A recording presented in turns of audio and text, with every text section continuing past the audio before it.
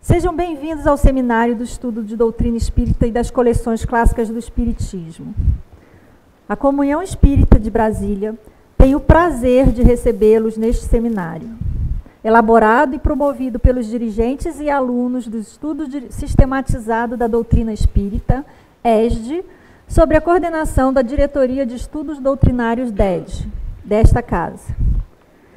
Os seminários são baseados nas obras básicas e nas coleções clássicas da doutrina espírita. São atividades inseridas nos programas de estudos de cada fase, com aula extra-classe, que tem os seguintes objetivos: divulgar as obras e as coleções clássicas subsidiárias do espiritismo entre os alunos, resgatar o movimento de leitura das obras fundamentais, objetivando alicerçar o aprendizado do ESG em bases consistentes e efetivas. Promover ao aluno a participar ativo no processo de fortalecimento da difusão doutrinária da comunhão.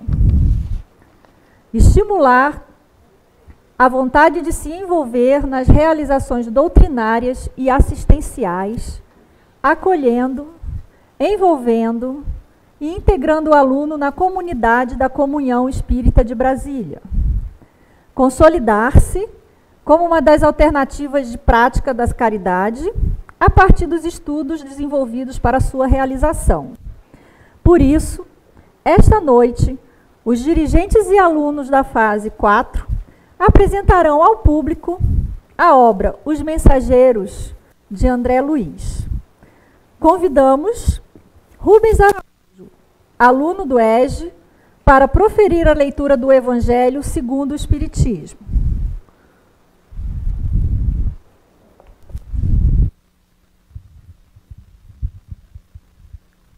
Boa noite, meus irmãos. Dentre as muitas maravilhas que Jesus nos ensinou, temos a caridade. E a leitura do Evangelho escolhida para hoje, bem como o seminário que será apresentado a seguir, tratará exatamente desse tema. Quem estiver com o seu Evangelho em mãos e quiser acompanhar a leitura, pode abri-lo no capítulo 13, item 12, que trata do tema a beneficência. Capítulo 13, item 12. Sede bons e caridosos, essa a chave dos céus, chave que tendes em vossas mãos. Toda a eterna felicidade se contém nesse preceito: amai-vos uns aos outros. Não pode a alma elevar-se às altas regiões espirituais, senão pelo devotamento ao próximo. Somente nos arroubos da caridade encontra ela ventura e consolação. Sede bons, amparai os vossos irmãos, deixai de lado a horrenda chaga do egoísmo. Cumprido esse dever, abre-se-vos-á o caminho da felicidade eterna. Ao demais, qual dentre vós ainda não sentiu o coração pulsar de júbilo, de íntima alegria, a narrativa de um ato de bela dedicação, de uma obra verdadeiramente caridosa? Se unicamente buscasseis a volúpia de uma ação boa, que uma ação boa proporciona, conservar-vos-íeis sempre na senda do progresso espiritual. Não vos faltam os exemplos. Rara é apenas a boa vontade. Notai que a vossa história guarda piedosa lembrança de uma multidão de homens de bem. Não vos disse Jesus tudo o que concerne às virtudes da caridade e do amor? Por que desprezar os seus ensinamentos divinos? Por que fechar o ouvido às suas divinas palavras, o coração a todos os seus bondosos preceitos? Quisera eu que dispensassem mais interesse, mais fé às leituras evangélicas. Desprezam, porém, esse livro, consideram-no um repositório de palavras ocas, uma carta fechada. Deixam no esquecimento esse código admirável. Vossos males provêm todos do abandono voluntário a que votais esse resumo das leis divinas. Lede-lhe as páginas cintilantes do devotamento de Jesus e meditai-as. Homens fortes, armai-vos. Homens fracos, fazeis da vossa brandura, da vossa fé, as vossas armas. Sede mais persuasivos, mais constantes na propagação da vossa nova doutrina. Apenas encorajamento é o que vos vimos dar. Apenas para vos estimularmos os zelos e as virtudes é que Deus permite que nos manifestemos a vós outros. Mas, se cada um o quisesse, bastaria a sua própria vontade e a ajuda de Deus. As manifestações espíritas unicamente se produzem para os de olhos fechados e corações indóceis. A caridade é a virtude fundamental sobre que há de repousar todo o edifício das virtudes terrenas. Sem ela não existem as outras. Sem a caridade não há esperar melhor sorte, não há interesse moral que nos guie. Sem a caridade não há fé, pois a fé não é mais do que pura luminosidade que torna brilhante uma alma caridosa. São Vicente de Paulo, Paris, 1858. Quando esteve aqui entre nós, Jesus ele sintetizou a lei e todos os ensinamentos dos profetas em 2 mandamentos: amar a Deus e ao próximo. Se um não for cumprido, o outro também não o será. Ou seja, não se pode amar a Deus sem amar seus filhos. E é impossível amar os filhos sem amar o Pai. O que nós percebemos claramente nos ensinos de Jesus é que a prática da caridade é uma condição para a conquista da felicidade. É importante observar que a caridade não é somente dar esmolas e bens materiais, mas é também, e talvez com muito mais valor, doar-se ao próximo. Condição que não requer recursos financeiros e nem influência social. E isso todos nós podemos fazer, independente da nossa classe social ou da crença que professamos. No seminário de hoje, iremos abordar a caridade em seus diferentes aspectos e ilustrar como muitas vezes nós, enquanto encarnados, falhamos desastrosamente por não estarmos atentos às armadilhas do nosso dia a dia.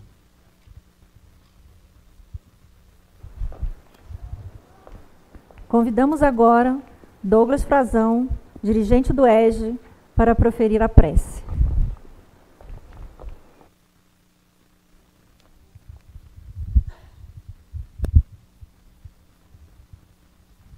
Boa noite, meus irmãos. Fechamos nossos olhos e neste momento vamos levantar o voo de nossas mentes e nossos corações. A Ti, Paizinho amado, que tomas conta de nós como pequenas crianças, que nesta noite todos nós tenhamos nossos olhos abertos, nossos ouvidos despertados, nossos corações serenados para essa apresentação que hoje será feita, a fim de que energias maravilhosas desçam do Teu coração para cada um de nós, nos fortalecendo, nos enriquecendo, despertando as sementes divinas que o Senhor plantou dentro de nós. Que as diversas situações aqui encenadas toquem fundo, calem fundo na mente de cada um de nós, Teus filhinhos, para que todos nós possamos aurir ensinamentos de sabedoria, de prudência, de bom proceder, acima de tudo, ensinamentos de amor. Sê conosco neste encontro, Paizinho de nossos corações. Abençoe-nos que todos nós saiamos daqui hoje com um presente perfeito, com uma dádiva divina, com a Tua graça que abunda, que faz com que todos nós sejamos mais e melhores.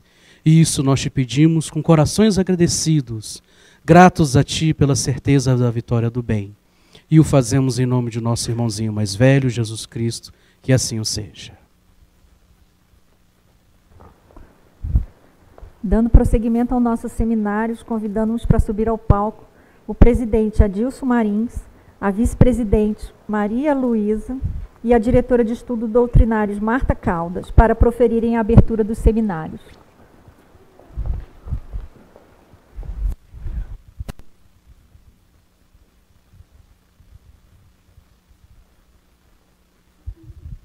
Chamaram primeiro o presidente, mas ele passou para mim. Boa noite, gente. Eu não escutei nada. Boa noite. Assim está melhor. O seminário é alegria.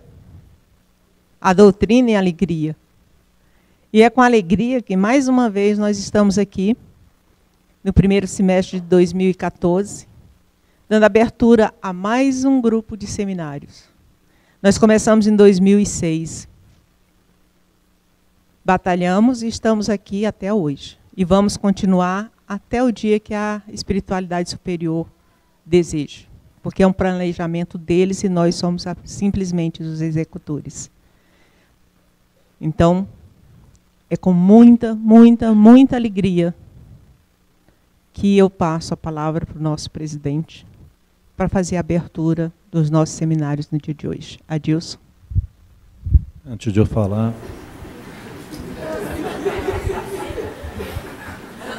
É uma honra estar nesse palco, junto com vocês dois, diante dessa plateia linda.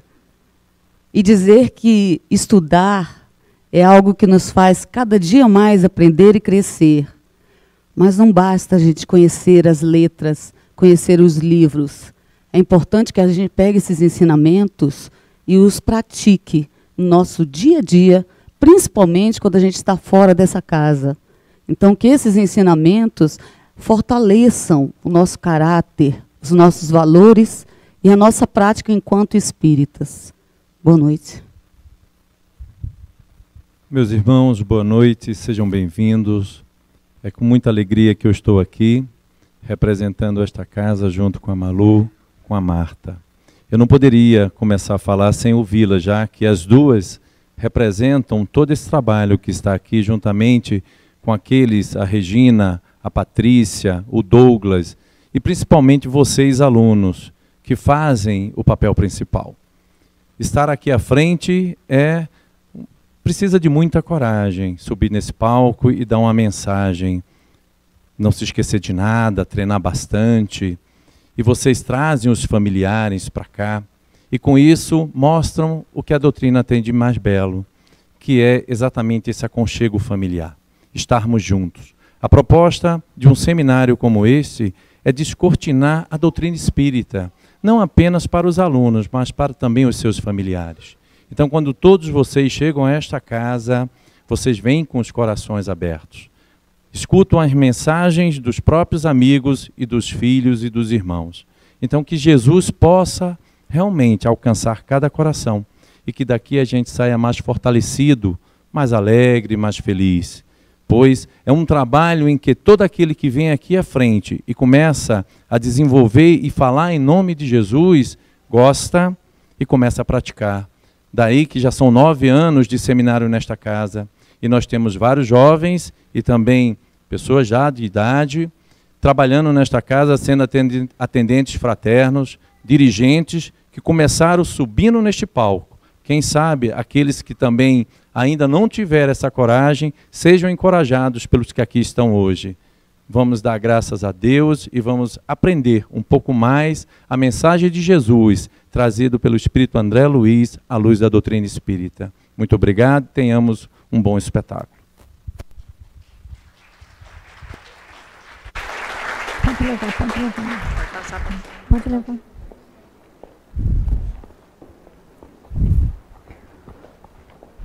Lembramos aos nossos irmãos e alunos que as listas de presença encontram-se na entrada do auditório. É necessário assinar para registro da frequência nos seminários. Lembramos também que após esta semana de seminários, continuaremos a programação dos estudos com as aulas 18 e 19. Convidamos todos para assistirem os seminários das demais fases. Dia 18, quarta-feira, às 19h30, teremos o seminário do ESME 2, que apresentará o livro dos médiuns. Já no dia 20, sexta-feira, também às 19h30, o ESME 1 apresentará o Evangelho segundo o Espiritismo. E no sábado, dia 21, às 19h, o ESAD apresentará Concílios do Primeiro Milênio. Agradecemos mais uma vez a presença e a participação de todos vocês e informamos que as matrículas do ESME e o ESME para o próximo semestre estarão abertas a partir do dia 24 de junho. Agradecemos a presença de todos e damos iniciada a nossa apresentação.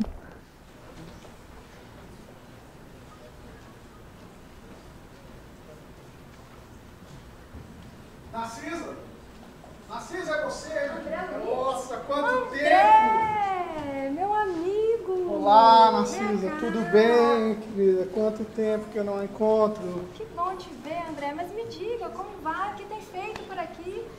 Ah, pois é, Narcisa, você sabe que eu não paro, né? Eu estou sempre em atividade, sempre buscando crescer e melhorar cada vez mais. Mas eu ainda acho que faço muito pouco diante de todas as bênçãos que nós recebemos aqui no nosso lar. Ô, André, eu fico muito feliz de te ver, viu, meu irmão? Mas me diga uma coisa, você conseguiu se integrar aqui na colônia? Como anda aqueles sentimentos menos nobres que você sentia com relação à família terrena? Pois é, Narcisa, eu preciso te confessar assim que foi muito difícil, sabe? Foi muito difícil para mim, para poder abandonar a paisagem doméstica, sabe? O comportamento da esposa, dos filhos, eram assim um golpe muito forte no meu espírito, ainda bastante fragilizado, sabe? Mas assim, a sorte é que eu sempre pude contar com a ajuda, né, dos espíritos amigos aqui no nosso lar. Que bom. E outra coisa, André, fiquei curiosa. Você falou que foi difícil abandonar a paisagem doméstica, mas assim, você não vai mais à terra, não visita mais sua família, seus filhos, abandonou de vez? Narcisa, eu preciso te confessar que ainda não é bem assim, sabe? Eu visito sim, eu visito o ninho terrestre, mas não mais como pai, uma esposa, assim, ciumento, né, possessivo. Hoje eu frequento como um trabalhador que ama o seu ofício e que procura ajudar, né, e fazer o melhor para os que lá permanecem. Que bom, André, eu fico muito feliz. E você falando de trabalho, aqui a gente trabalha sempre, né? E eu acho engraçado que eu lembrei que lá na Terra as pessoas acham que a gente fica aqui de braços cruzados. Tem uns que dizem assim, descansa em paz. Imagina, a última coisa que a gente faz aqui é descansar. É verdade, Priscila, realmente. A luta aqui é incessante e contínua, né? Ela não para, a gente tem que procurar sempre continuar trabalhando e evoluindo, né? Mas eu fico muito feliz de te ver assim tão renovado espiritualmente. Realmente. Nesse momento, André, eu vou te falar uma coisa. Muito importante você se atentar a algumas coisas. Por exemplo, é normal a gente ter umas dificuldades espirituais, a gente fica agoniado, umas inquietações. Neste momento, meu irmão, se apegue firme ao Evangelho de Jesus. Pois esse Evangelho vai ser a luz a iluminar esse seu novo caminho. Narcisa, disso eu tenho a certeza, sabe? Que o Evangelho de Jesus é realmente uma bússola, assim, a nos orientar, né? Para que possamos seguir. E o que eu procuro fazer é realmente trabalhar e ajudar, né, os nossos irmãos que estão mais necessitados. Porque, afinal, esse foi o exemplo vivo que Jesus nos deixou, né? É verdade, meu irmão. E olha só, já que você está tão disposto a trabalhar, vou lhe arranjar mais um trabalho. Mais um. Você vai procurar o Ministério das Comunicações. Lá no Ministério das Comunicações tem um departamento chamado Os Mensageiros. Mensageiros? Isso, Os Mensageiros. Guarda esse nome. Lá dentro temos irmãos nossos, assim como nós, destinados a dar assistência lá na Terra, tanto no campo invisível como visível.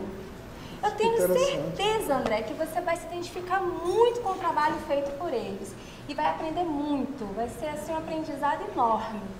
Vá lá, meu irmão.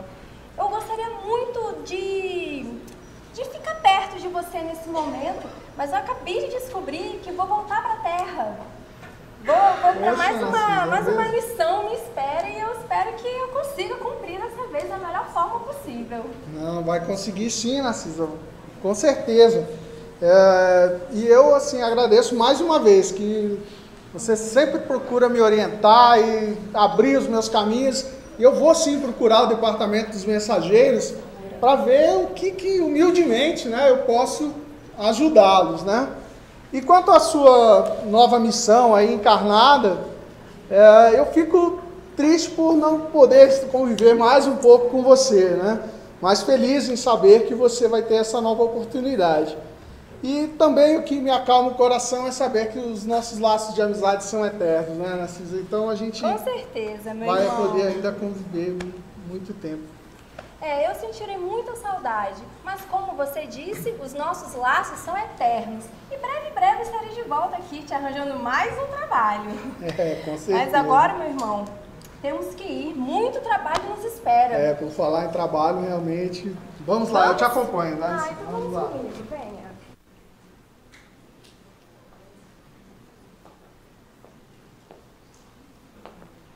Meus caros irmãos, bom dia. É uma alegria muito grande estarmos reunidos aqui nesta manhã de domingo para a realização de mais um dia do 5º Congresso Espírita, realizado aqui na capital federal, com a bênção de Deus nosso Pai, de nosso governador e mestre Jesus, de Ismael, o anjo guardião do Brasil, e de todos os espíritos de luz que trabalham na seara de Jesus. Como ele mesmo disse nas Escrituras, onde 2 ou mais pessoas estivessem reunidas em seu nome, lá ele estaria. E é uma bênção muito grande estarmos todos aqui reunidos em nome de Jesus para aprendermos um pouco mais sobre o Evangelho e a doutrina dos Espíritos. Usufruamos, portanto, do bálsamo divino emanado pela espiritualidade amiga presente aqui neste auditório, agraciando encarnados e desencarnados. No dia de hoje, nós falaremos um pouco sobre a coletânea A Vida no Mundo Espiritual de André Luiz. Mas como uma simples manhã de domingo é insuficiente para falarmos de toda esta obra, realizamos uma pesquisa para saber que livro seria debatido hoje. E a obra escolhida foi Os Mensageiros.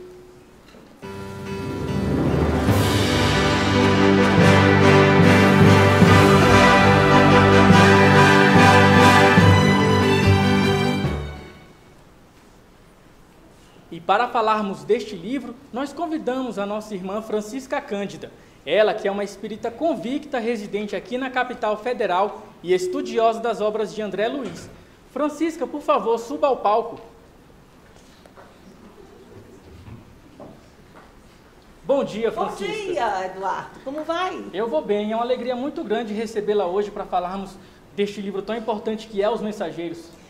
Alegria toda minha. Em primeiro lugar, eu quero cumprimentar todas essas pessoas presentes neste 5º Congresso aqui na capital federal e dizer que eu estou muito feliz por estar aqui. Afinal, o conhecimento da doutrina dos Espíritos e do Evangelho de Jesus, se não for disseminado, é semente morta, que não gerará frutos. E o próprio Jesus disse, ide e pregai. É verdade. Bom, mas vamos começar o nosso bate-papo. Vamos nos sentar, por favor.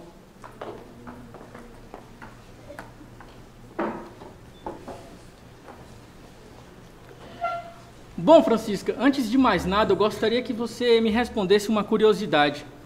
Eu sempre achei muito curioso esse seu nome, Francisca Cândida. Por acaso ele seria, assim, digamos, uma espécie de homenagem ao nosso médium Chico Xavier? Bom, Eduardo, eu não sei se o termo correto é homenagem. Chico Xavier, como todos sabem, era um homem extremamente simples e humilde. Não sei se sentiria confortável na situação de homenageado. A verdade é que eu também sou mineira de Pedro Leopoldo e descendente de família espírita. Fui a primeira neta da família. E meus avós, que eram amigos pessoais de Chico, quando a minha mãe estava grávida, solicitaram aos meus pais que me desse esse nome. E não houve nenhuma resistência, uma vez que meus pais também eram espíritas. A verdade, Eduardo, é que eu carrego comigo não apenas a bandeira do nome, eu carrego a fé que esse grande homem professou. Eu diria que eu devo a Chico o meu desejo de reforma íntima, de crescimento, de progresso espiritual. Nossa, muito interessante a explicação do seu nome. Bom, já que você falou com tanto amor de Chico Xavier e aproveitando também que o autor do nosso livro é o André Luiz, vamos aproveitar para conhecer um pouco mais da vida desses dois espíritos de Deus que darão tom a este congresso.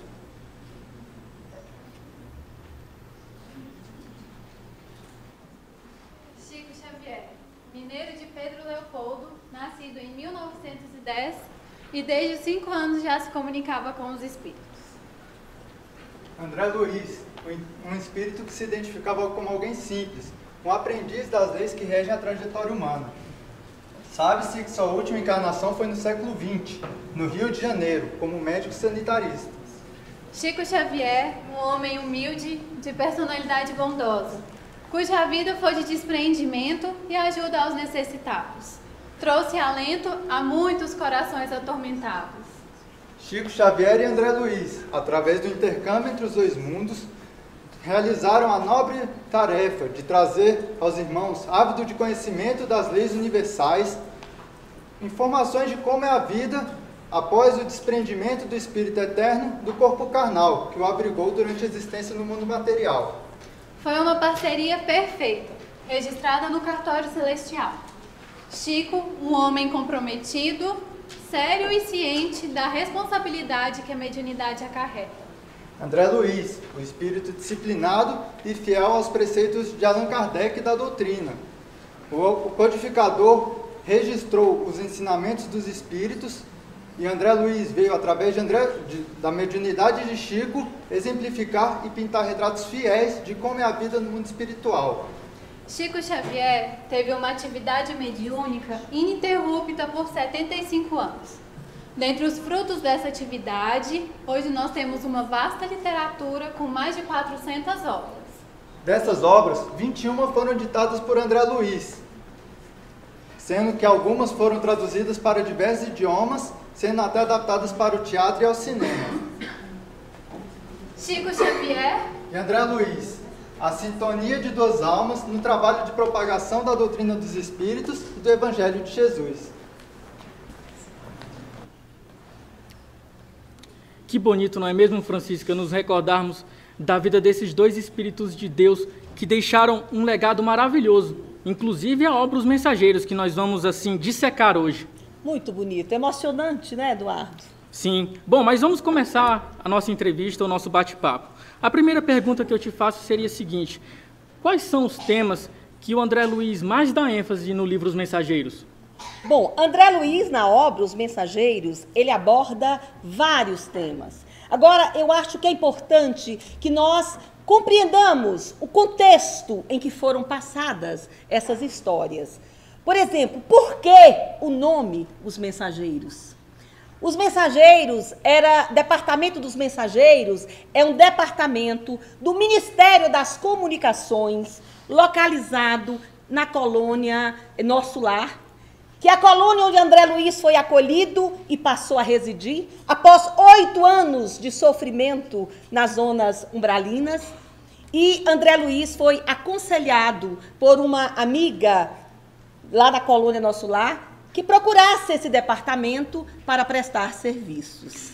E esse departamento dos Mensageiros, ele seria onde se processa a comunicação, digamos, entre as colônias espirituais, ou mesmo entre o plano espiritual e o plano carnal? Não, meu irmão, não. Não, nada disso.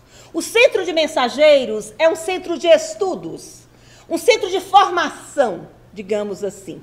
Lá são preparados espíritos trabalhadores para atuarem no umbral, nas áreas de sofrimento, da crosta terrestre, resgatando junto aos espíritos sofredores a fé, a esperança, a confiança no amanhã.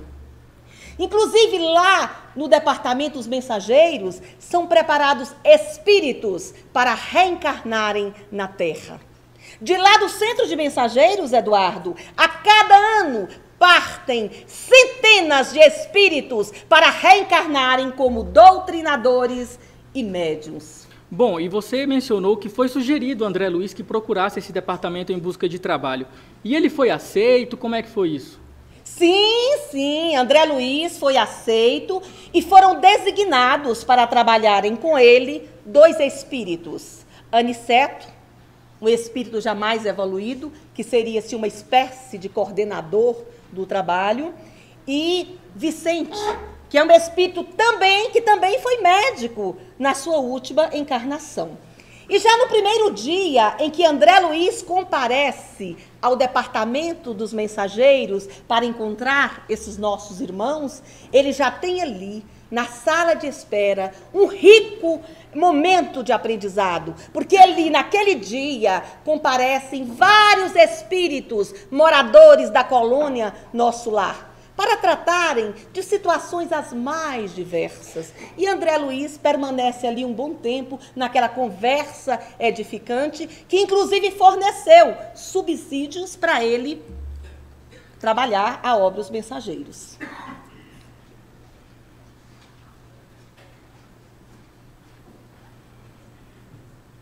Olá, com licença. Bem, eu sou André Luiz, eu tenho um horário marcado aqui com o Vicente, o Aniceto. Ah, eles já o aguardam. O senhor poderia sentar que eu vou chamá-los? Ok, obrigado, meu pai.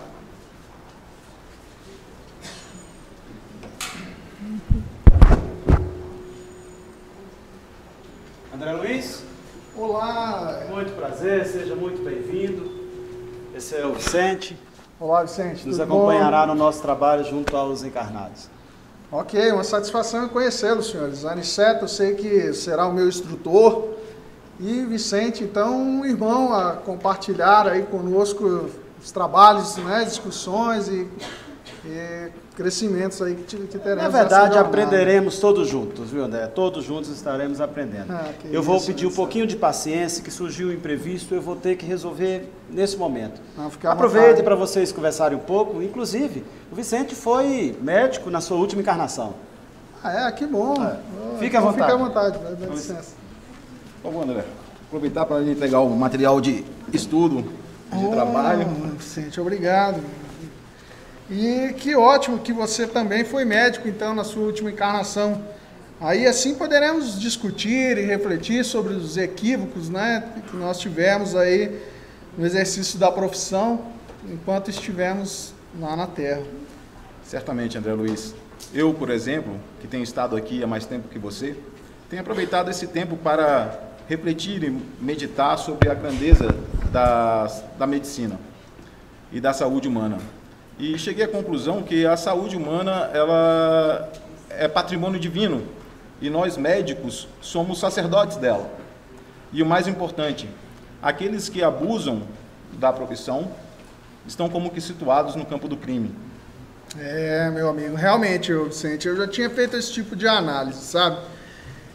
Eu acho que assim, as pessoas que conseguem um diploma de médico, mas não se dão conta da grandeza do ofício, elas acabam se preocupando só com enriquecimento material e não tratam as pessoas que precisam da sua ajuda, elas realmente, no final, vão acabar pagando muito caro por isso, sabe? Nem poderia ser diferente, né, meu irmão? Afinal, Jesus, nosso mestre, foi também médico e deixou no mundo um modelo de cura para o reino de Deus. É verdade. Jesus proporcionava a cura ao corpo e ministrava a fé à alma.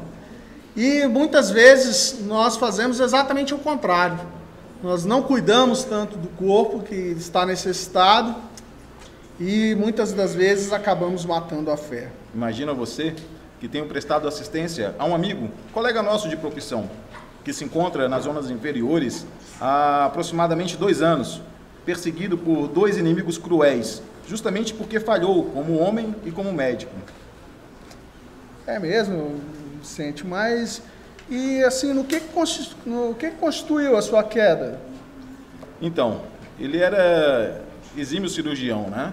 E nos dias de grandes negócios financeiros, ele estava com sua mente voltada para o mundo dos negócios, muitas vezes até envolvido em delicadas cirurgias, mas com seus pensamentos voltados para os negócios financeiros.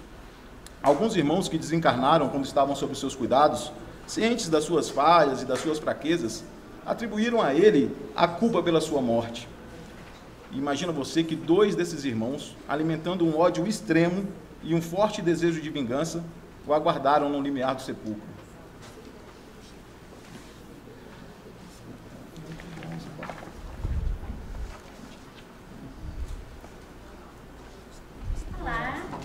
Olá, tudo bom? Em que posso ajudá-los? Nós viemos nos inscrever para um curso de mediunidade. Ah, realmente haverá, mas as inscrições só começarão amanhã. Ai, meu amor, temos viagem perdida? Não é possível? Não, minha irmã, nada disso. Aqui em nosso lar, cada encontro entre os moradores é sempre uma oportunidade de aprendizado. Então, por que não aproveitam e sentam-se ali com nossos irmãos, Dr. André Luiz e o Dr. Vicente? Ô, minha irmã, muito obrigado. Ok, obrigada. Olá, bom dia. Olá, bom dia. Mas, por favor, vamos parar com esse negócio de doutores, né? Por favor. Tudo bom? Fique à vontade aí. Eu sou o Otávio. Essa aqui é a minha amiga, a Celina. Nós viemos nos inscrever para o curso de mediunidade, mas a secretária nos informou que as inscrições só começam amanhã. É verdade, eu estava aqui conversando com o Vicente e ouvi quando chegaram. O curso realmente é sobre mediunidade. E você se incomoda, assim, em dizer por que você tem interesse nesse tema? Ah, André, se uma coisa que esse meu amigo não se incomoda é de falar do fracasso dele. Não é nada Parece disso, que ele sente Celina. prazer. Não é nada disso, Celina. Você sabe que o desabafo me alivia a alma. Doutor André, em outros tempos, eu fui preparado aqui na coluna de nosso lar durante 30 anos para retornar à Terra com tarefas mediúnicas. E para isso eu recebi um corpo vigorosamente sadio para atuar e consolar as criaturas terrenas, junto, inclusive, às falanges de colaboradores encarregados do Brasil na época. Poxa vida, do Brasil, mas que privilégio, hein? Nascer na pátria do Evangelho. Mas prossiga a sua história, por favor. Pois é, doutor André. O casamento não estava previsto para mim, mas eu fui incumbido de receber aos 20 anos os 6 espíritos amigos que muito me ajudaram aqui no nosso lar. Eles viram para mim na condição de órfãos. Eu parti sabendo que era uma vida de sacrifícios, mas parti também sabendo que seria uma vida em que eu não deixaria de receber o auxílio da espiritualidade. Realmente. E você partiu daqui orientado igual a todos os demais? Totalmente, doutor André. Preparado totalmente. Ele é que desviou totalmente do caminho. Calma aí, Celina. Depois você conta a sua história. Aliás, de nós dois, eu não sei qual é a mais cabeluda, né? Não precisa apelar também desse jeito.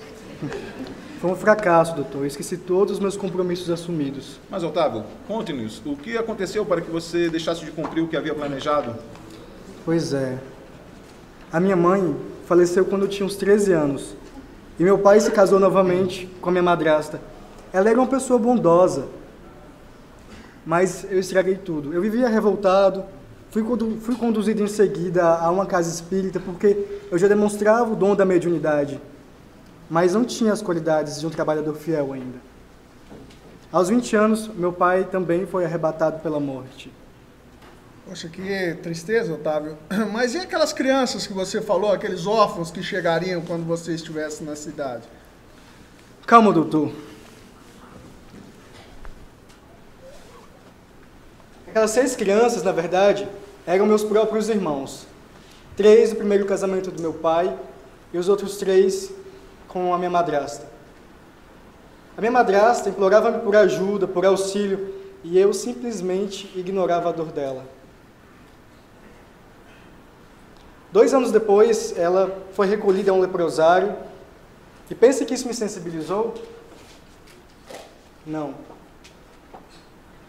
Logo depois eu acabei me casando, deixei aquelas 6 crianças órfãs, abandonadas, e a esposa com quem eu acabei compartilhando o restante da minha vida não era uma entidade evoluída, e acabou atraindo para junto de nós uma outra entidade monstruosa na condição de nosso filho. Poxa vida, Otávio. Que situação, hein? Quanta dor você acabou causando para você e para os outros também, hein? Pois é, doutor. Eu não cumpri com meus compromissos, né? Mas a esposa e o filho encarregaram-se da vingança. Atormentaram-me até os últimos dias da minha existência terrena. E para cá eu regressei com apenas 40 anos. Corroído pela sífilis, pelo álcool, pelo desgosto.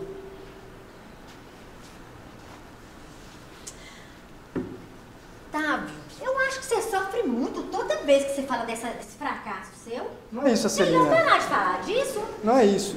Eu cumpri todos os meus condenáveis desejos, menos os desejos de Deus. Meu irmão, enxugue essas lágrimas. Não há motivo para choro. Afinal, Jesus, nosso mestre, não nos falta com a bênção do tempo. Tenha calma e coragem. E você, Acelina, qual é a sua história? Eu ficaria agradecido se você pudesse nos confiar também a sua história. Olha, André, eu sou diferente desse meu amigo Otávio. Eu não gosto de ficar relembrando essas coisas do passado fracassado, não. Mas, se é para ajudar, eu posso até contar. Sim. Olha, eu fui preparada para ser médium aos 20 anos. E isso tudo realmente aconteceu. Eu fui bem orientada. E olha, eu participava já de uma casa espírita e meus companheiros tinham o maior orgulho. Eu tinha a vidência, a psicografia, Poxa, meu irmão, a audição. É difícil um médium que acumule assim todos esses recursos de uma só vez. É, mas comigo eu estava. Com tudo isso, mas joguei tudo fora. É realmente uma situação difícil, Selena. E como você falhou, aqui você atribui o seu erro, a sua fraqueza. André, assim. eu fui vítima da ambição, do meu orgulho.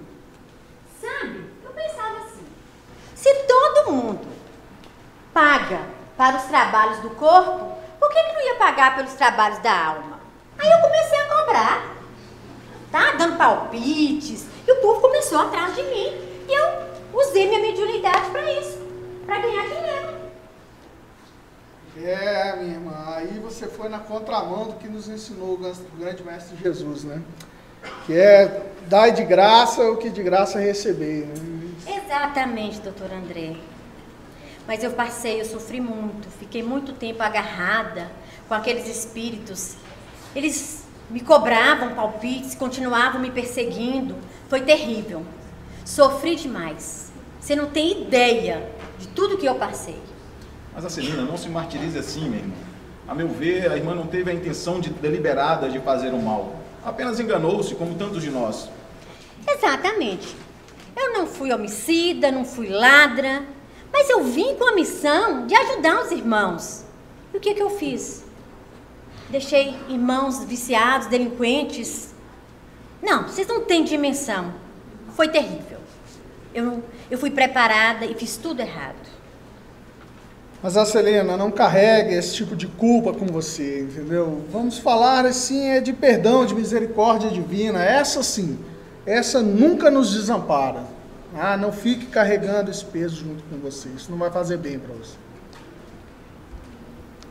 Tá certo, doutor André. Oi, tia, em que posso ajudá-la? Fiquei sabendo que vai ter um curso sobre mediunidade. Então, eu vim me inscrever. E trouxe também uma listinha de 17 amigas minhas que também querem se inscrever. Olha aí. Senhora, sinto informá-la, mas as inscrições para esse curso só começam amanhã. Ah, e suas amigas terão que vir pessoalmente se inscrever. Ah, não acredito. Sabe o que é? Elas não têm tempo. Aliás, se eu não tivesse morta, eu diria que eu morreria de trabalhar aqui nessa colônia. Senhora, não se preocupe. Haverá vagas para todos que quiserem fazer o curso.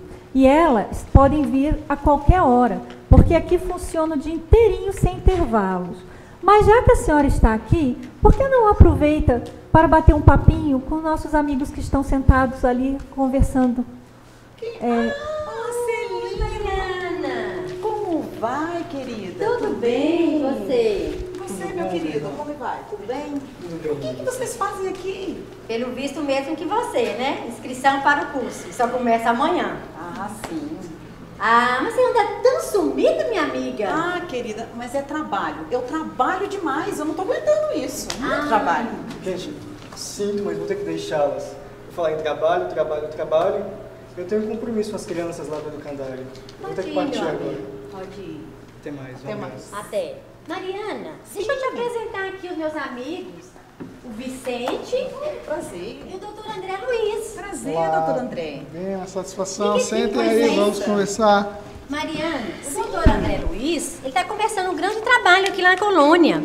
Ele escreveu o livro Nosso Lar, através do médium Chico Xavier. Nossa, quando fala essa palavra médium, eu fico toda arrepiada. Eu só me lembro da minha história de fracasso. Foi horrível. Então, doutor André, quando encarnado era escritor E por meio agora de Chico Xavier, continua realizando o seu ofício? Não, dona Mariana. Eu, quando estava encarnado, na minha última encarnação, eu era médico. Médico? Cirurgião plástico? Não, cirurgião plástico não. Eu era médico sanitarista.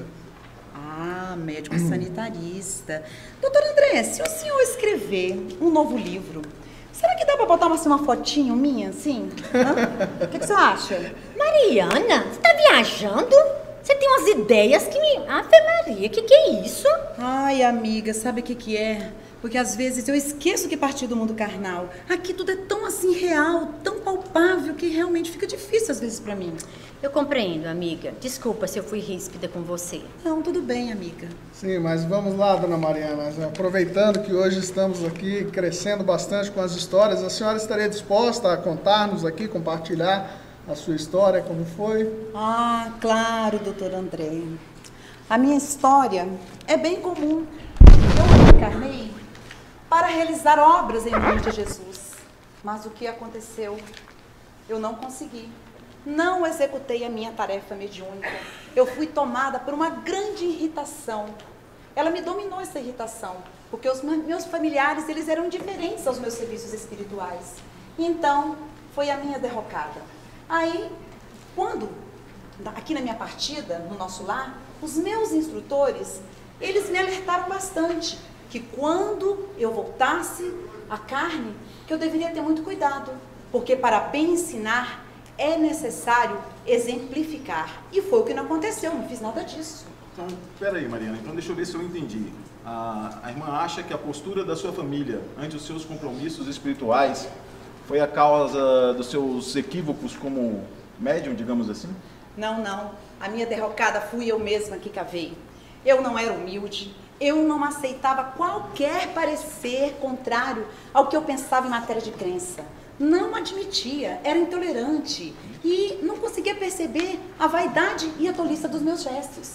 Olha, para você ter uma ideia, a situação foi ficando tão horrível para mim que a minha relação com meu marido se deteriorou completamente, viramos adversários em vida.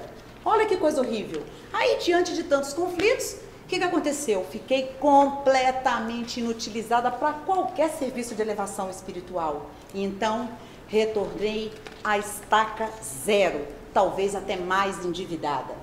E aí, doutor André, é bom que as pessoas reflitam sobre os compromissos espirituais assumidos na espiritualidade, pois o espírito, ele sabe e conhece os seus débitos e os seus deveres.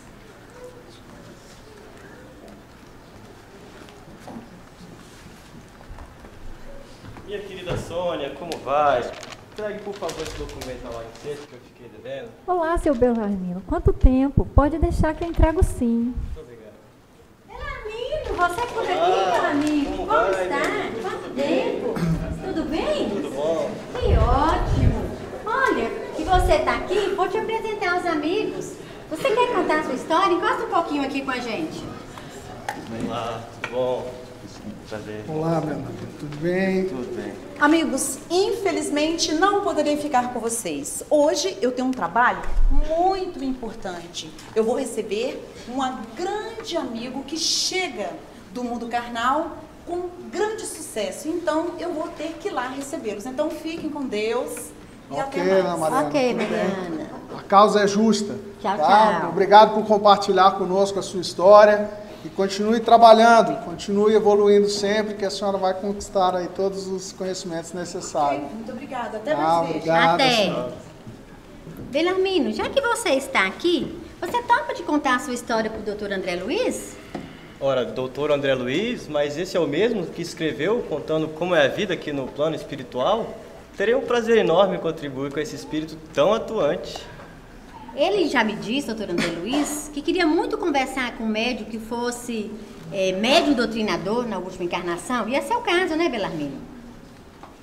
É verdade, eu queria sim conversar com um médium, mas é uma bondade sua, né, nos tratar assim com tamanha deferência. A gente faz um trabalho como de todos os outros aqui em nosso lar. Mas fale-me, Belarmino, conte-me a sua história. Pois contar-lhe aí, doutor André, contar-lhe aí. Eu partilho aqui do plano espiritual com a nobre missão de ser um médium doutrinador, mas fracassei miseravelmente. Tinha duas tarefas principais: amparar os irmãos necessitados dos dois lados da vida, nos planos visível e invisível, e apoiar os outros médiuns, postos na terra, assim como eu, a serviço da ideia imortalista. Mas e você nasceu em família espírita, então? Sim, nasci, pois veja que até isso conspirou a meu favor. Quando adulto, cheguei à presidência de uma casa espírita, mas estava muito envaidecido por ser considerado um notável doutrinador, que esqueci de me vivenciar a humildade. Particularmente, eu não me esforçava tanto, mas eu exigia muito dos médiuns que comigo trabalhavam, pois eu queria que eles fossem veículos de mensagens notáveis, incríveis, que pudessem encantar e convencer as pessoas.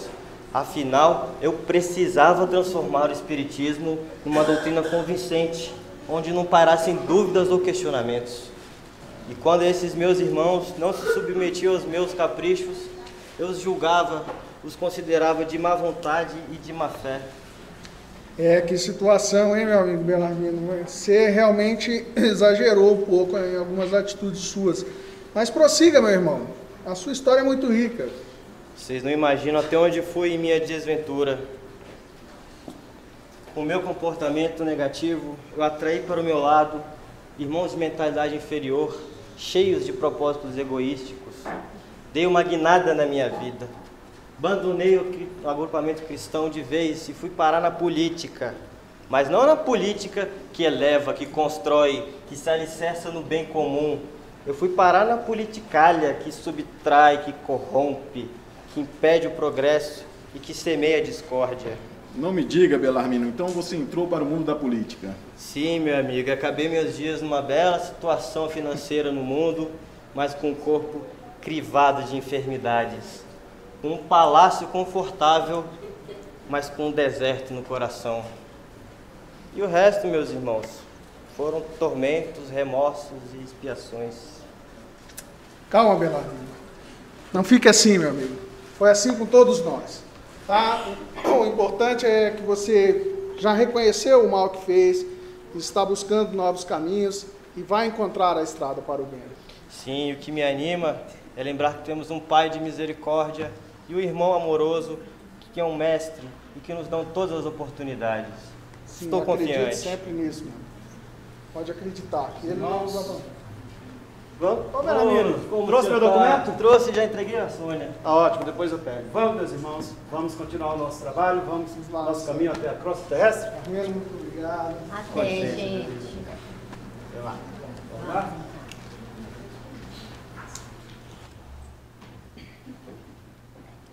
Agora veja você, Eduardo, né? Tão pouco tempo que André Luiz fica ali naquela sala de espera e quanto aprendizado, né? Quanta conversa edificante. É verdade, aprendizado não apenas para o André Luiz, mas também para a gente que lê o livro, que ouve você falar tão bem. Bom, mas antes de prosseguirmos, eu gostaria de pedir licença porque nós vamos agora conversar com o nosso repórter Gustavo. Ele está em algum lugar aqui do Distrito Federal falando com as pessoas sobre este congresso. Bom dia, Gustavo. Onde é que você está hoje?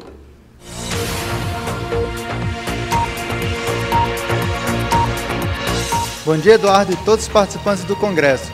Estamos agora no Parque da Cidade. Vamos tentar ter uma conversa com esse casal que está aqui ao meu lado. Você quer discutir com a palavra de Deus?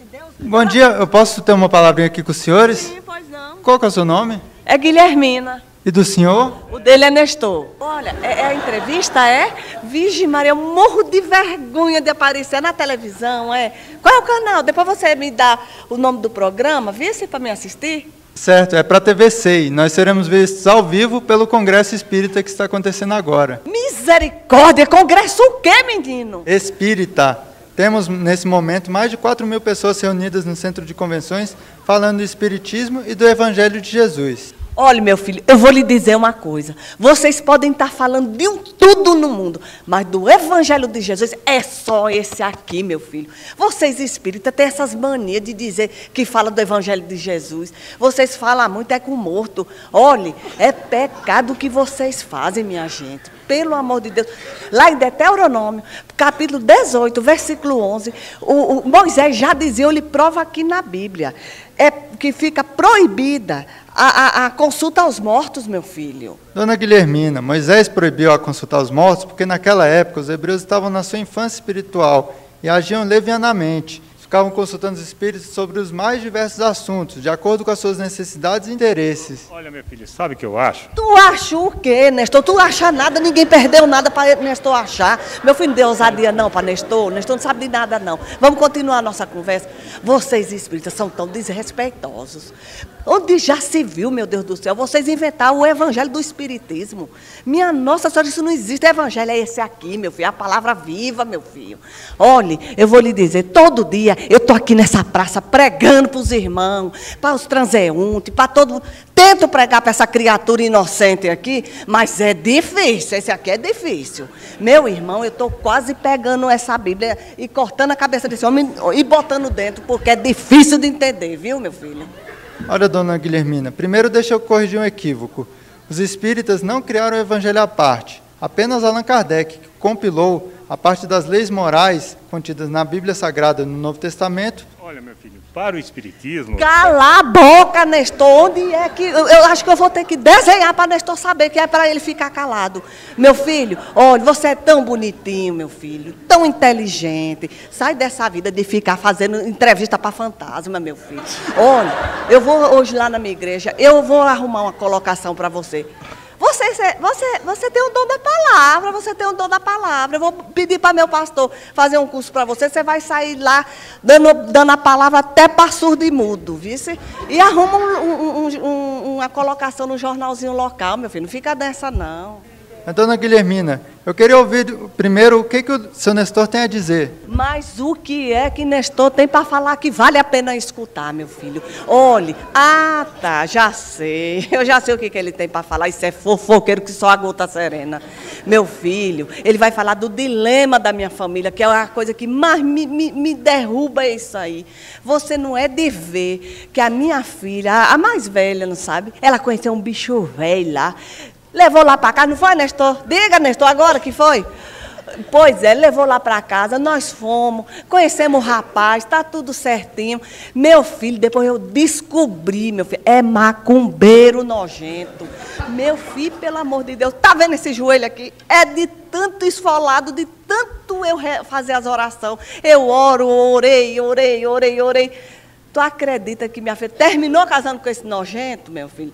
Da minha filha eu não posso me afastar nunca, porque ela é o amor da minha vida, foi criada na palavra, menina virgem, vice?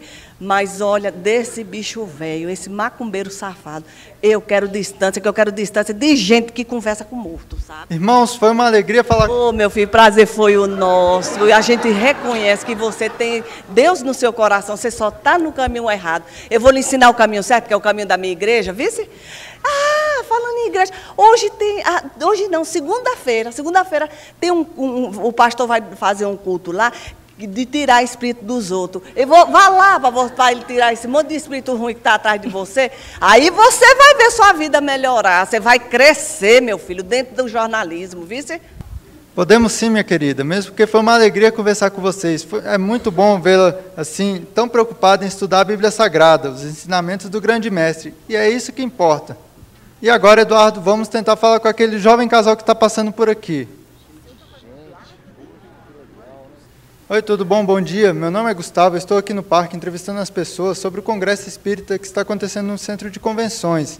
São 4.000 pessoas falando do Espiritismo e do Evangelho de Jesus. Como que vocês se chamam? Carla. Gilmar. Vocês estão sabendo desse evento? Claro, os meus pais, inclusive, estão participando deste congresso. É mesmo? Seus pais são espíritas? E você, por que não foi? Eles são espíritas, né? E eu não sou.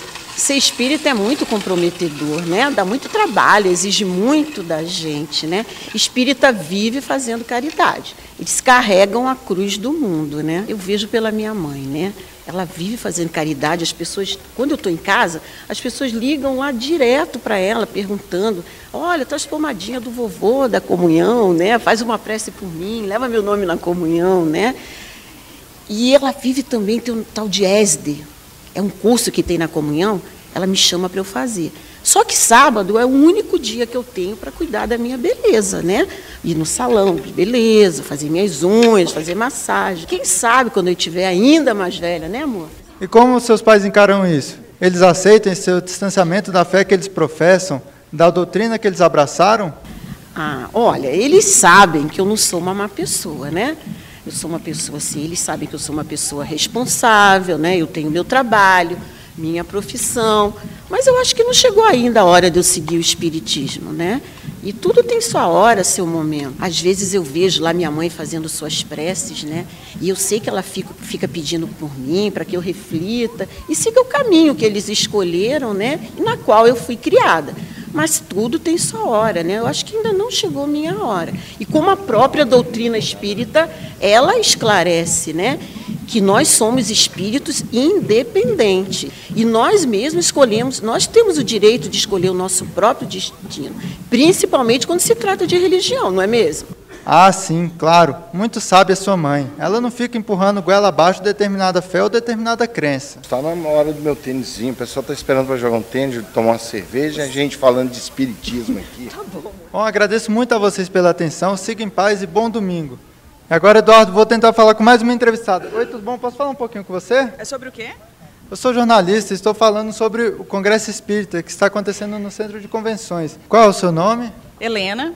Helena, você está sabendo desse congresso? O que você acha das pessoas se reunirem para falar do Espiritismo e do Evangelho de Jesus? Acho benéfico. Acredito que as pessoas têm o direito de se reunirem, de discutirem, de aprenderem um pouco mais sobre a sua religião, sobre a fé que adotou para si. Inclusive, eu tenho amigos hoje que estão reunidos nesse congresso. Ah, já que você falou em religião, você se importaria em dizer qual que é a sua religião? Querido, eu não tenho uma religião definida. Eu não frequento templos, não adoto dogmas, nem rituais. A minha religião é Deus. Essa é a energia poderosa que criou o universo e rege sobre tudo e todos. Acredito em Jesus, que viveu entre nós e que nos deixou os seus ensinamentos, como o amor, a caridade, a humildade. Tento praticar isso na minha vida. Acredito que o ideal é que temos que pautar a nossa vida na prática do bem. Helena, estou encantado com as suas colocações. Você me ajudou a fechar essas entrevistas com chave de ouro. Isso tudo que você falou é tudo que Deus, nosso Pai, e Jesus, nosso grande mestre, esperam de nós. Um abraço e vai com Deus. E agora, Eduardo, é com vocês aí no Congresso. Muito bem, Gustavo. Muito obrigado pela sua participação e também dos nossos irmãos que foram entrevistados. Eles enriqueceram muito o nosso debate hoje sobre os mensageiros. Bom, mas retomando o nosso bate-papo, Francisca, depois desse episódio, na recepção do Departamento dos Mensageiros, quais que foram os próximos passos do grupo do André Luiz? Conta pra gente. Sim, Eduardo, eu responderei a sua pergunta. Mas, se me permite, eu gostaria muito de comentar essas entrevistas. Claro. No primeiro caso, aquela senhora, me parece que Dona Guilhermina, quando ela diz que Moisés proibiu a comunicação com os espíritos. É verdade, está lá na Bíblia Sagrada. Mas isso comprova que a comunicação entre os espíritos e a terra sempre existiu, porque não se proíbe aquilo que não existe. Outro fato que eu gostaria de comentar é a conduta, a postura desse casal, desses jovens. Muitos de nós adotamos essa conduta diante da vida. Quando vestimos esse corpo carnal, nós nos esquecemos dos nossos deveres de casa. Nós nos esquecemos das nossas responsabilidades, dos compromissos assumidos quando foi feito o nosso planejamento reencarnatório. E então a gente vive a adiar, a protelar. Conheço também muitas pessoas, Eduardo, que elas até creem na imortalidade da alma. E elas pensam assim: quando eu chegar do outro lado, vai correr tudo bem, porque eu sou uma pessoa boa, eu não faço mal a ninguém. Meus irmãos, Jesus espera de nós atitude, ação. Jesus espera de nós prática incessante do amor universal e da caridade. E é desse contexto, dessa ausência de compromisso, que nascem os Otávios, as Arcelinas, os Belarmindos, as Marianas da vida. Muito legal a sua interpretação sobre essas entrevistas, mas eu acho que você esqueceu a minha pergunta. Ah, sim. Qual Quer que eu repita? Não, qual foi o próximo passo? Bom, Aniceto, Vicente e André Luiz partiram a caminho da terra para a realização dos trabalhos redentores. No meio do caminho, Aniceto resolve fazer uma parada com eles, num posto de socorro, para que eles conhecessem o trabalho ali desenvolvido e também para a reposição de energias. Este posto de socorro chamava-se Campo da Paz e era administrado por um espírito de nome Alfredo.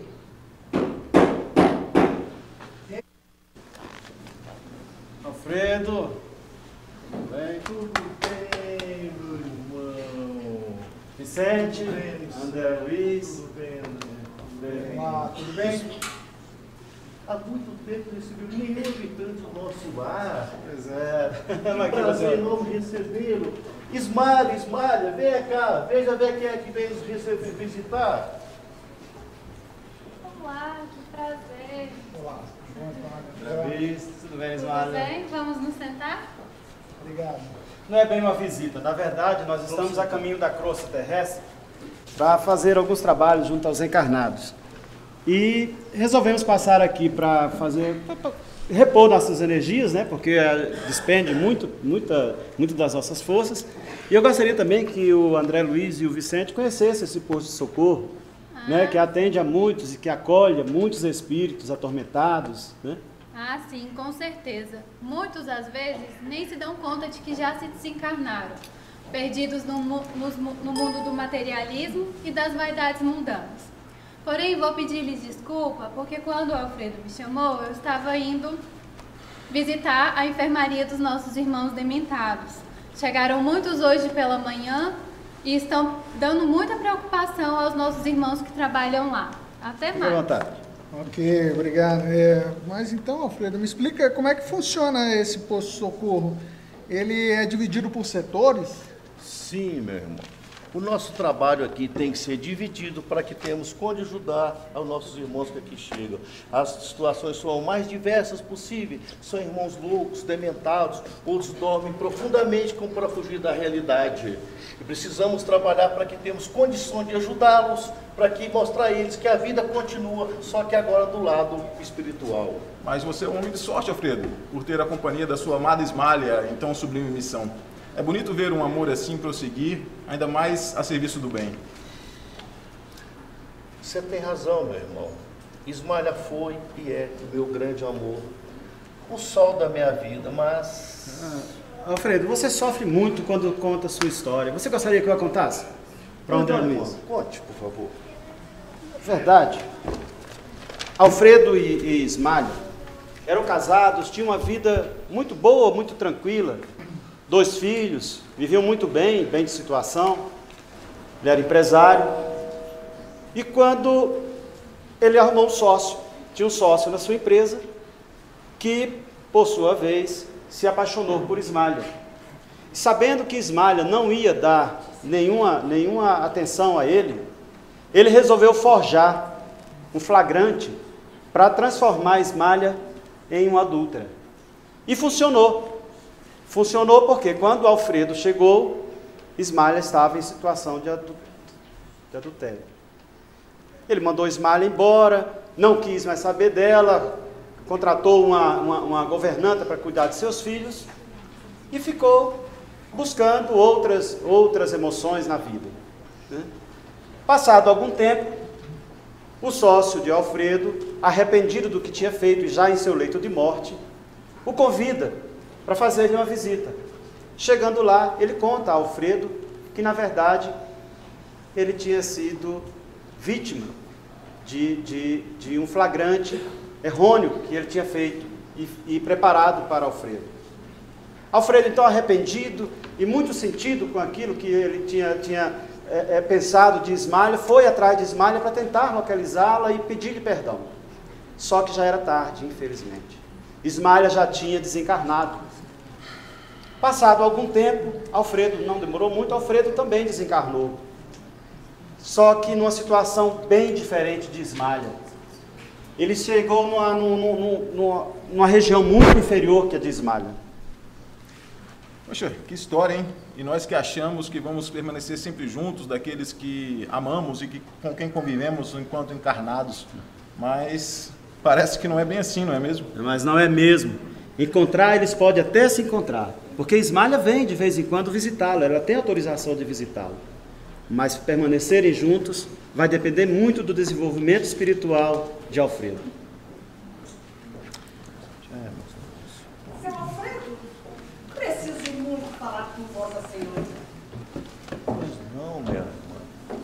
A propósito, há quantas anda a minha petição de retorno?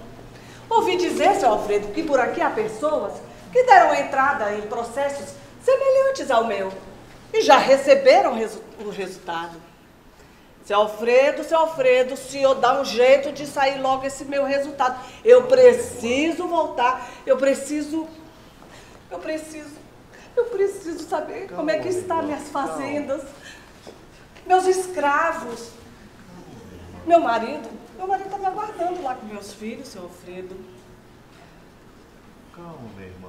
Para que primeiro a sua saúde, por que se preocupar tanto com terras e escravos? A senhora tem que primeiro curar-se, minha irmã. Mas que petulância! Como ousas falar assim comigo? Ao menos sabes com quem estás falando? Eu sou Marcelina de Albuquerque Andrade. Eu sou fazendeira de nobre renome. E tem outra, devo lhe dizer, minhas fazendas têm muito valor. Inclusive eu tenho escravos dentro da minha fazenda de linhagem nobre. Filhos de senhores de engenho. E o senhor ainda quer que eu tenha calma? Ainda se o meu marido me ajudasse a administrar, a gerir lá as nossas propriedades, eu poderia até ter calma, seu Alfredo. Mas não é o caso. Nem com os filhos eu posso contar. Apesar de avançada idade, são como meninos no mundo dos negócios. Vamos, diga-me, seu Alfredo, quando poderei regressar ao lar? Primeiro, minha irmã, vamos se preocupar com a sua saúde. Por que se preocupar tanto com os seus filhos? Eles são responsáveis pelas suas vidas. Se forem ociosos, colherão o resultado disso. Basta. Pelo pouquinho que nós já conversamos, pude avaliar o tamanho da vossa incompetência. Buscarei em instâncias mais altas, amigos meus, influentes. Eles sim poderão solucionar o meu problema. Quanto ao senhor, terá notícias minhas em breve. Passar bem. Incompetente. A sua saúde em primeiro lugar, minha irmã. Seu Alfredo tem que voltar pra casa, seu Alfredo. Eu não posso ficar aqui, seu Alfredo. Eu quero voltar pra casa, seu Alfredo. Seu Alfredo, meu marido é meu inimigo, seu Alfredo. Se eu ficar fora de casa, meu marido vai lá em casa, vai maltratar minhas filhinhas, pegar meus bens, minhas joias, vender tudo, acabar com tudo, seu Alfredo. Não deixa embora. Seu Alfredo. A senhora está muito atormentada.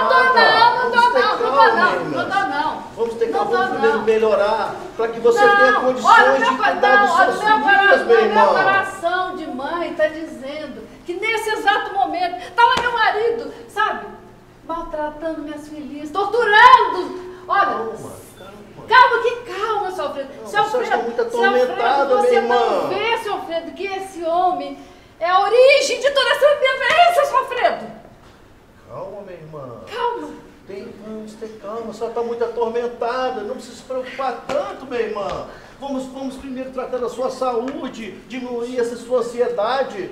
Primeiro a senhora tem que se curar para que a senhora tenha condições de olhar as suas filhinhas. Que nada, eu nem sei onde eu tô. Eu nem sei onde estou, foi um simples desmaio, fui parar aqui, me mandaram para esse fim de mundo, eu não sei que lugar é esse. Um simples desmaio. Eu estava lá no shopping, seu Alfredo, fazendo compra, seu Alfredo. Cadê minha sacola, seu Alfredo? Você escondeu, seu Alfredo? Minha sacola, cadê minha bolsa? Cadê meu celular? Cadê meu cartão de crédito? Agora acabou tudo. Agora eu tô lascada mesmo. Vai comprar tudo meu cartão de crédito, como é que eu faço? Olha, seu Alfredo,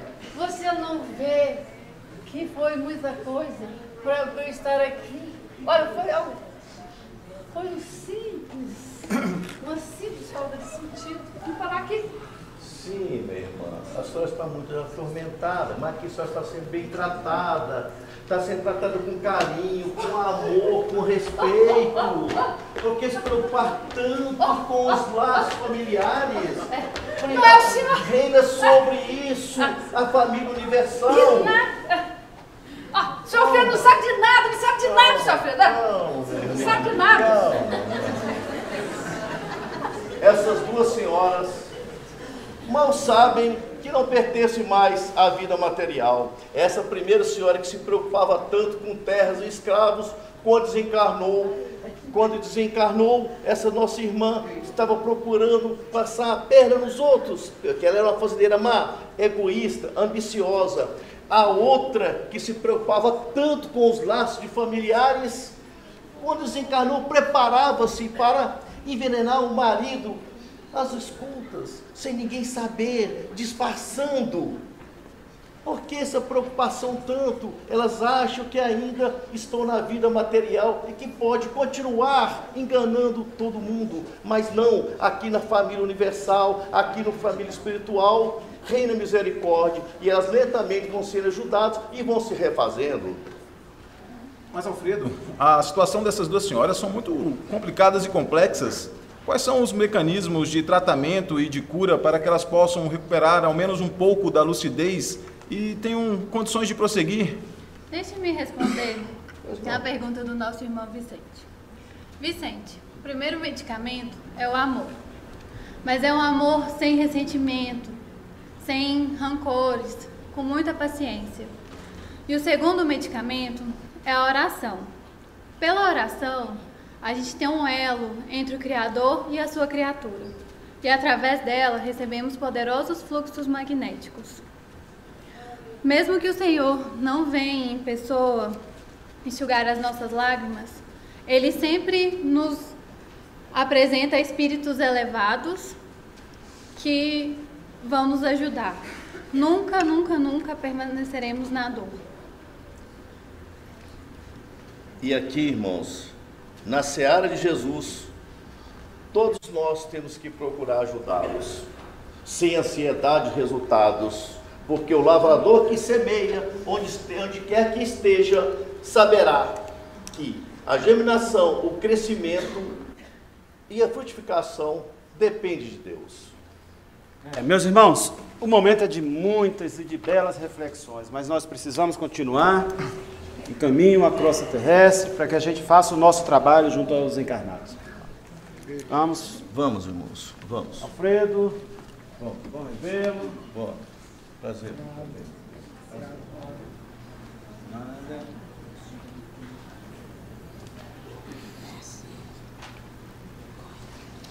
Nossa, Francisca, é sempre muito bom relembrarmos acontecimentos tão ricos do mundo espiritual, não é verdade?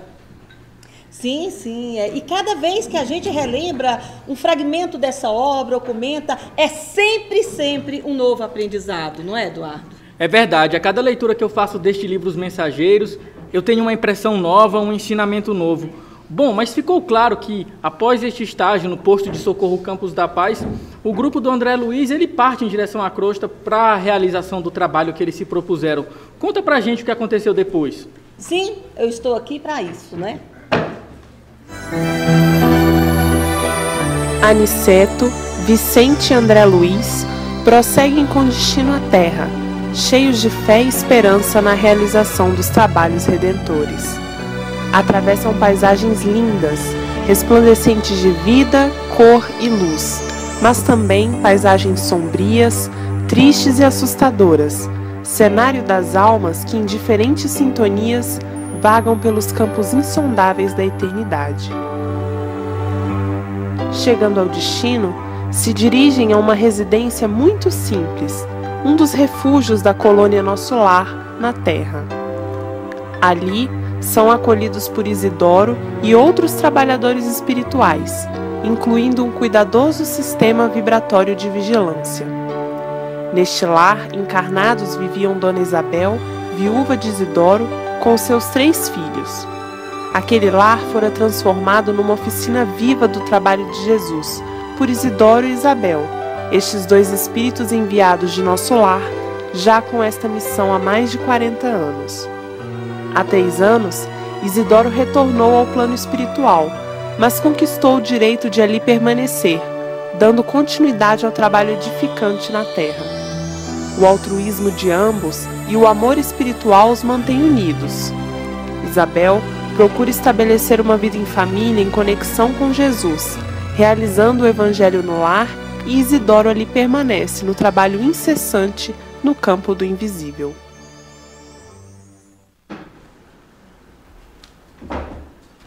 Joel, Leli, Joãozinho, venham, meus filhos, está na hora do nosso Evangelho no lar, para buscarmos nos fortalecer para as lutas do dia a dia. Que bom, mamãe, adoro esse momento. Vou buscar água e os copos. Ótimo. E eu vou pegar um livro de mensagens bem bonito para a gente ler, já que o Evangelho está aqui. Observe que os 2 maiores são oriundos do nosso lar. Então eles já sabem que vêm com seus predestinados a trabalhar aqui na terra. O que não acontece com o caçula, que vem de região inferior. Minha filha, faça a nossa prece inicial, pedindo ao Senhor os esclarecimentos espirituais. Senhor, seja feita a vossa vontade, assim na terra como nos céus. Se está em vosso santo desígnio que recebamos mais luz, permite, Senhor, temos bastante compreensão do trabalho evangélico.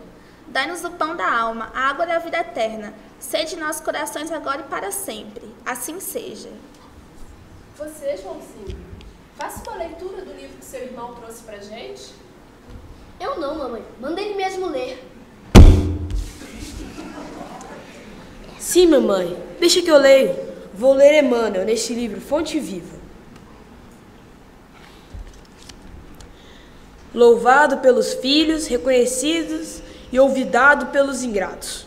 O Pai dá sempre, espalhando as bênçãos de sua bondade infinita, entre bons e maus, justos e injustos. Linda mensagem, maninho. Vamos refletir sobre ela, né, mamãe? Sim, filha. Vamos falar do nosso Evangelho. A mensagem de hoje está no Evangelho 13 de Mateus. O reino dos céus é semelhante ao grão de mostarda que o homem tomou e semeou no seu campo. Na mensagem, Jesus nos fala da semente da mostarda. Ele nos fala que não podemos esperar colheitas milagrosas sem o trabalho árduo. É necessário cuidar da terra, adubar a terra, cuidar do plantio.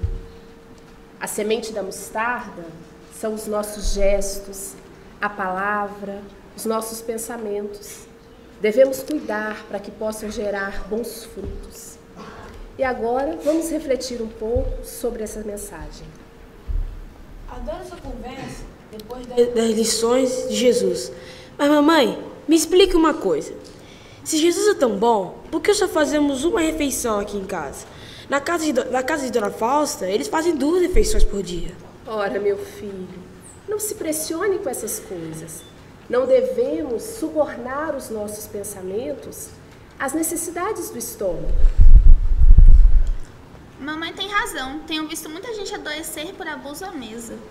E Jesus abençoa o alimento de cada criatura que sabe agradecer as dádivas divinas. Isidoro, seu pai, partiu antes de nós, mas nunca nos faltou o necessário. Temos a nossa casinha, a nossa união, os nossos amigos. Isso é o que importa. E devemos sempre lembrar que Isidoro segue onde estiver, caminhando, cuidando e trabalhando por cada um de nós. É verdade, papai continua entre nós. Eu vi ele junto de Dona Cora quando ela nos trouxe aquele bolo no domingo. Eu também o vi, meu filho. Devemos saber que aqueles a quem amamos nunca se separam de nós, ainda que nos antecedam na morte do corpo físico. Mamãe, e como Jesus é bom, temos você. Tenho visto tantos pequenos mendigos abandonados, talvez não comam coisa alguma, talvez não tenham amigos como os nossos. Isso mesmo, minha filha. Não devemos jamais reclamar, e sim louvar e agradecer sempre. Mamãe, o que a senhora entende por pobreza? Meu filho, pobreza é a oportunidade do crescimento e do aprendizado. É na pobreza que somos capazes de perceber melhor a verdadeira amizade. reconhecer a assistência de Deus, nosso Pai, de dar valor às pequenas e singelas coisas, às belezas da natureza. É claro que a mamãe está falando daqueles pobres que sabem guardar a fé. Já o homem, com grandes possibilidades financeiras, nem sempre está atento a reconhecer a presença de Deus em sua vida. Ele está tão preocupado em atender aos seus caprichos, às suas necessidades, que não é capaz de dar valor às pequenas coisas da vida. Não concordo com a senhora. Até os garotos do jardim de infância pensam diferente. Nós não estamos no jardim da infância, meu filho. Nós estamos no jardim do lar. E devemos lembrar que as flores são sempre belas, mas para que a vida continue, são necessários frutos. Devemos agradecer as bênçãos que Jesus nos envia. Mamãe, bem que a senhora podia era alugar este salão para o senhor Maciel. Assim a gente podia ter um pouco de mais dinheiro. Nunca mais volte a falar nesse assunto, meu filho. Enquanto respeitarmos a memória de seu pai, este salão está dedicado às nossas atividades evangélicas. Ele é um lugar sagrado para mim. E se eu insistir? Se você insistir, será castigado. Porque eu não estou aqui para permitir que cresça em seu coração ilusões perigosas. Eu preciso cuidar com amor para que vocês possam seguir o caminho reto, o caminho do bem. Mamãe, não deixe o Joãozinho alugar o salão. Ele não vai fazer isso, meu filho. Fique tranquilo. E não falemos mais deste assunto. Faça para nós a nossa prece final. Jesus, nosso mestre querido, nós agradecemos por mais um encontro cheio de luz e ensinamentos. E agora, meus filhos, tomemos um pouco da nossa água e vamos dormir sob as bênçãos de Jesus.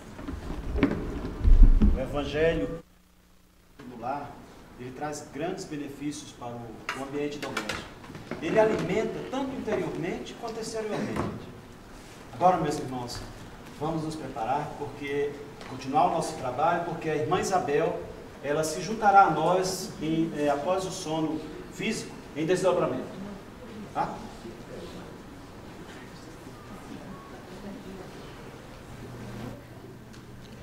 Francisca, eu estou enganado?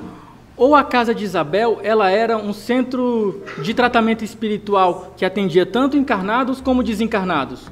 Sim, sim, a casa de Isabel na Terra era um centro espírita. E foi lá que André Luiz, Vicente e Aniceto se juntaram a outros espíritos que ali já estavam a trabalho, inclusive Isidoro, o marido de Isabel. E ali ficaram durante uma semana trabalhando. E Isabel, que era um espírito consciente dos seus compromissos e responsabilidades, durante o desdobramento, no sono, ela se juntava ao grupo para a realização dos trabalhos redentores. Bom, adeus, amigos. Adeus, Aniceto. Lembre-se sempre dessa sua amiga pobre e imperfeita. Venha sempre nos visitar e nos ampare no caminho do bem, nos cuidados com os filhos que Deus colocou sobre o meu caminho. Eu sei que Isidoro me segue passo a passo, mas eu e ele necessitamos de amigos fortes na fé como você, para nos ajudar a permanecer nos deveres cristãos. Minha irmã, não esqueçamos que Jesus é quem nos guia. Sigamos sempre. Bom, nesse momento de despedida, então, eu gostaria de deixar com vocês algumas palavras que foram direcionadas a mim, escritas por uma querida irmã de nosso lar, Narcisa, mas que elas servem para todos nós. André, meu amigo, nunca te negues, quando possível, a auxiliar os que sofrem. Ao pé dos enfermos, não ouvides que o melhor remédio é a renovação da esperança. Se encontrares os falidos e derrotados da sorte, fala-lhes do divino ensejo do futuro. Se fores procurado algum dia pelos espíritos desviados e criminosos, não profiras palavras de maldição. Anima, eleva, educa, desperta, sem ferir os que ainda dormem. Deus opera maravilhas por intermédio do trabalho de boa vontade. Meus irmãos, depois desse sublime momento, só nos resta fazer uma prece para elevarmos mais este momento ainda. Senhor, ensina-nos a receber as bênçãos do serviço. Ainda não sabemos, amado Jesus, compreender a extensão do trabalho que nos confiastes.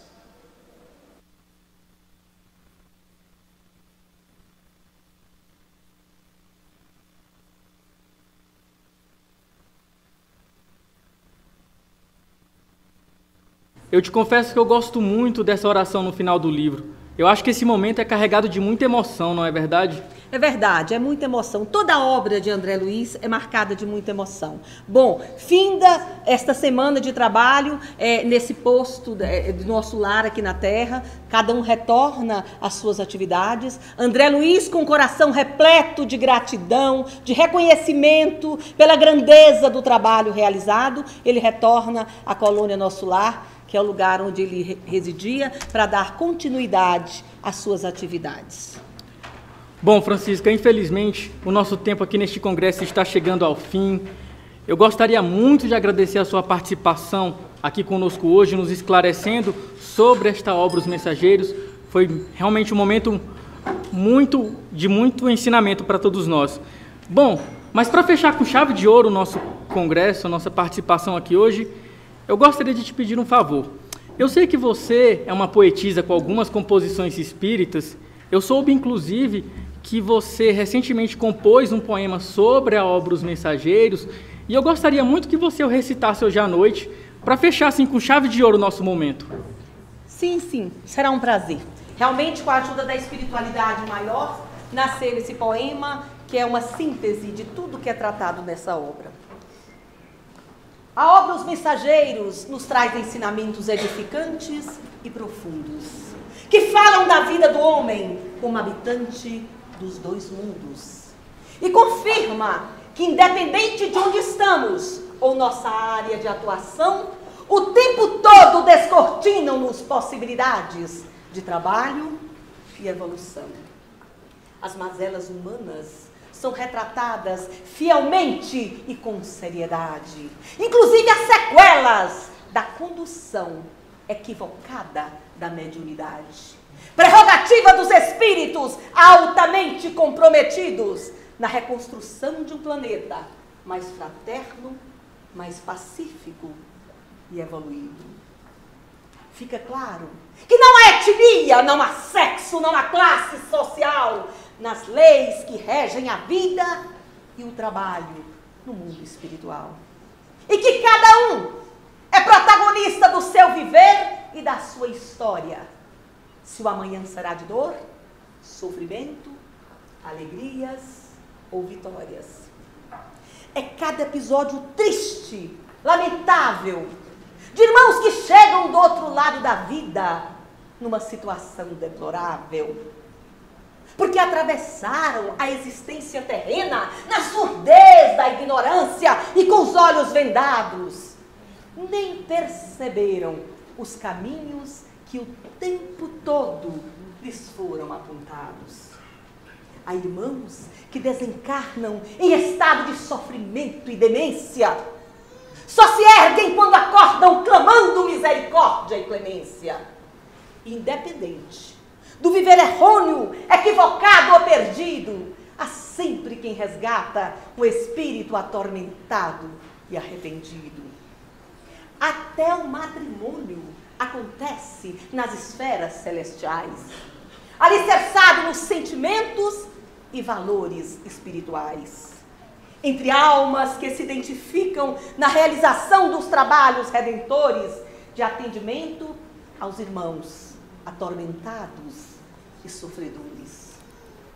A obra fala também da importância do evangelho no lar, quando a espiritualidade maior vem nos socorrer e amparar. É da oração feita no seio da família que nasce o bálsamo redentor, que cura as feridas do corpo e do espírito sofredor. Cada existência terrena que nos é concedida é nota promissória que assinamos para ser resgatada e cumprida. Mas que cada um perceba a bondade, a misericórdia de Jesus, que o tempo todo disponibiliza-nos abnegados espíritos de luz. O que o homem precisa é higienizar a mente, o coração, refletir incansavelmente sobre a lei de ação e reação. E compreender que ao cenário da sua vida é Ele quem dá as cores desejadas. Porque somos nós mesmos que traçamos os atalhos para seguirmos na longa estrada. André Luiz é um espírito que merece toda a nossa gratidão e reconhecimento. Depois de muito sofrer, lutar, trabalhar, enviou-nos sábios ensinamentos. Suas obras confirmam que somos todos, filhos de um mesmo Deus, que não deseja sofrimento e provação a nenhum dos filhos teus.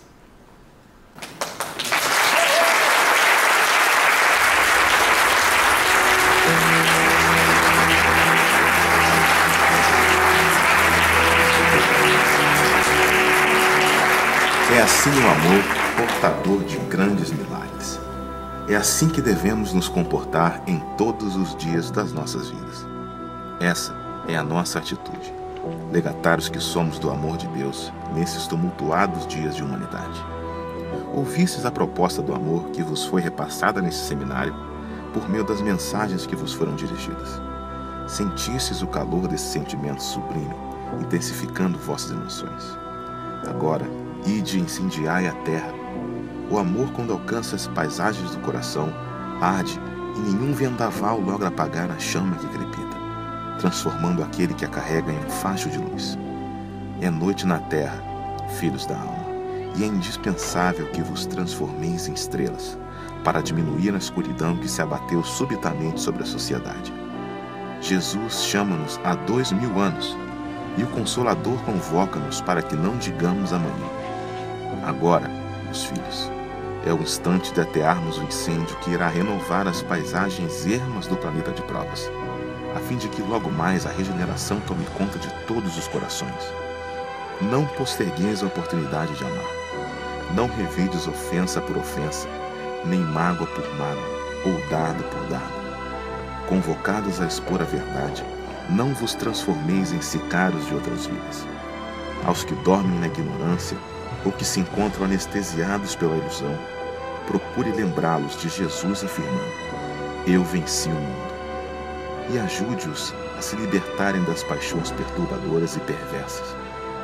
Ide, pois, e amai. Esta é a hora de instaurardes na terra a proposta de Jesus, construindo um mundo novo que já se encontra em vossos corações. Muita paz, meus filhos, com um abraço carinhoso, o servidor mínimo e paternal de sempre, Bezerra de Menezes.